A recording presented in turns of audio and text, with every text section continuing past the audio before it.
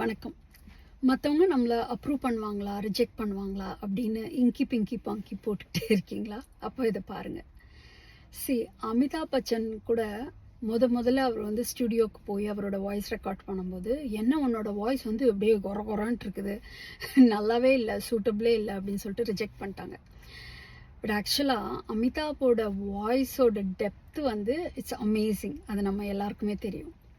So ஏதாவது ஒரு விஷயத்த மற்றவங்க ரிஜெக்ட் பண்ணுறாங்கன்ற ஒரே காரணத்துக்காக நம்மளோட ஒர்த்தியான வேல்யூவே அதில் இருக்குது. அப்படிங்கிற பட்சத்தில் நிறைய சமயம் நம்ம வந்து ஆரம்ப காலத்தில் ரிஜெக்ட் ஆகிற விஷயத்த வச்சே நம்ம அந்த விஷயங்களுக்கு வந்து முக்கியத்துவம் கொடுக்க வந்து நம்ம தவறிடுறோம்.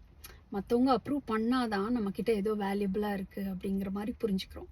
மற்றவங்க வேல்யூ பண்ணுறதுக்கு முன்னாடி நம்மளோட விஷயத்த நாம் வேல்யூ பண்ண கற்றுக்கணும்.